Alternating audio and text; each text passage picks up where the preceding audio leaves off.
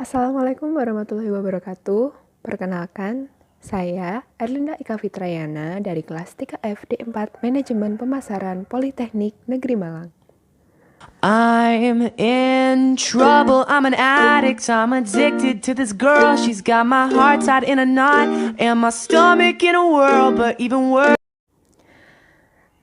Saat ini, dunia sedang dihebohkan dengan fenomena COVID-19 atau biasa yang kita sebut dengan virus corona. Virus ini menyerang sistem pernafasan dan bisa menyebabkan kematian. Virus ini pertama kali muncul di kota Wuhan, Cina pada akhir bulan Desember 2019 dan telah menyebar di seluruh dunia termasuk Indonesia. Akibat dari pandemik virus corona ini, banyak sekali upaya-upaya yang dilakukan guna untuk mencegah meluasnya penularan virus ini, seperti work from home, lockdown wilayah, self-quarantine, maupun study from home yang sedang dilakukan oleh semua pelajar dan mahasiswa, termasuk saya. Lalu, bagaimana dampak dari situasi seperti ini? Apa yang berubah di pasar dari aspek perilaku konsumen dan pelaku bisnis? Saya akan membahasnya lebih lanjut. Pertama, saya akan membahas dari aspek perilaku konsumen. Perilaku konsumen itu sendiri adalah sebuah kegiatan yang berkaitan erat dengan proses pembelian produk maupun jasa. Nah, pada saat situasi COVID-19 ini, konsumen lebih sering membeli produk-produk kesehatan dan kebersihan seperti masker, hand sanitizer, vitamin, suplemen, alkohol, sabun antibakteri, cairan antiseptik, bahkan empon-empon.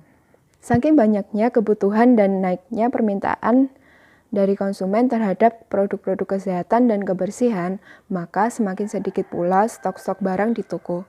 Akhirnya menjadi langka, mahal, dan terkadang harganya tidak wajar. Dulu sebelum terjadi COVID-19 ini, kita bebas dong beli masker. Tapi sekarang, Mbak beli masker 1 box ya? Maaf Mbak, belinya dibatasin. Hanya boleh 1 orang itu belinya 2 biji. Dulu harga masker itu murah sekali, 1 bijinya hanya 1.000. Tapi sekarang, Mbak beli masker 1 biji harganya berapa ya? 1 bijinya harganya 15.000 Mbak. Hah? 15.000? Dulu beli masker di mana-mana ada. Tapi sekarang, Mbak beli masker. Maaf Mbak, maskernya stoknya kosong. Nah, itu tadi terkait dengan produk. Selanjutnya, karena dampak dari work from home, study from home, social distancing, dan self-quarantine, maka nggak bebas dong orang-orang keluar kemana-mana. Maka dimanfaatkanlah teknologi internet serba online oleh para konsumen. Selain bisa berbelanja via platform e-commerce dan marketplace, banyak juga kok toko-toko retail yang menyediakan fasilitas belanja online seperti Transmart Carrefour, Alfamart, dan Indomaret. Selain itu, konsumen juga bisa memesan makanan via online dengan melalui jasa order makanan seperti GrabFood ataupun GoFood, ataupun fasilitas pengantaran dari warung makanan itu sendiri. Lalu bagaimana dengan para pelaku bisnis? Apa yang berubah di pasar dari aspek pelaku bisnis? Tentunya para pelaku bisnis juga terkena dampak dari COVID-19 ini, mulai dari pedagang, warung, UMKM, pariwisata, maupun ojol. Seperti yang dilansir pada BBC News Indonesia, virus corona UMKM diterjang pandemi COVID-19 sampai kembang kempis. Di sini ditulis juga ada seorang pedagang kaki lima di Jakarta Pusat yang sepi dagangannya. Biasanya orang-orang hilir mudik membeli dagangannya. Tapi sejak penerapan belajar, bekerja, dan beribadah di rumah, dagangannya sepi dan pendapatannya turun 50%. Hal ini juga dirasakan oleh sebuah konveksi di Jawa Barat.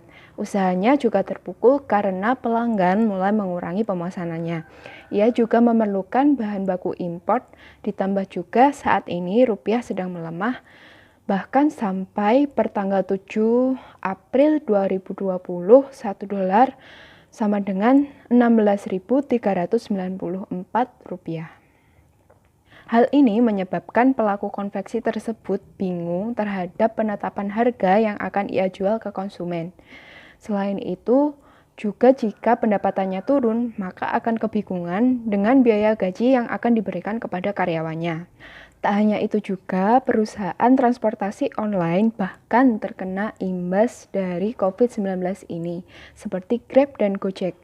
Pengguna aktif transportasi online mengalami penurunan sejak pertengahan Maret 2020 lalu, tepatnya setelah pemberlakuan himbauan work from home sebagai upaya pencegahan penyebaran virus corona.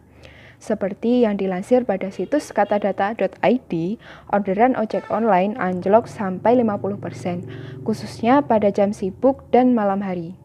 Namun berbeda dengan layanan pesan antar, GrabFood dan GoFood justru mengalami peningkatan, meski tidak signifikan, sekitar 10%. Hal ini bisa kita lihat datanya pada tabel berikut ini.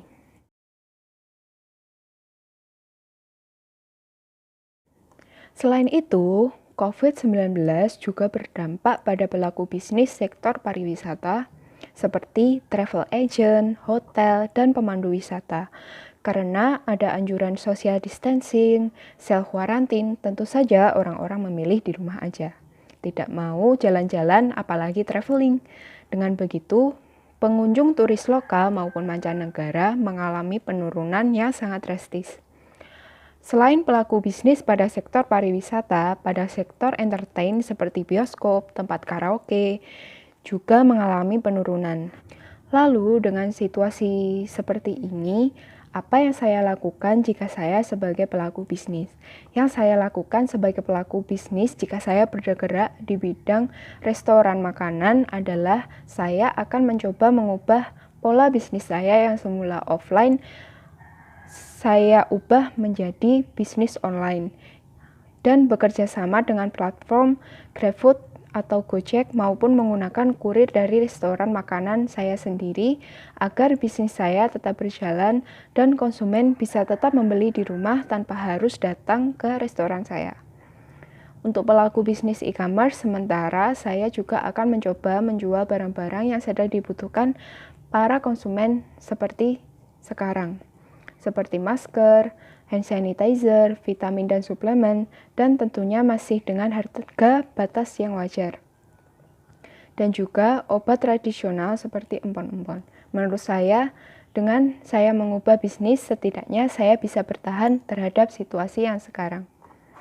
Sekian penjelasan dari saya mengenai dampak COVID-19 terhadap perilaku konsumen dan pelaku bisnis. Terima kasih. Wassalamualaikum warahmatullahi wabarakatuh. Stay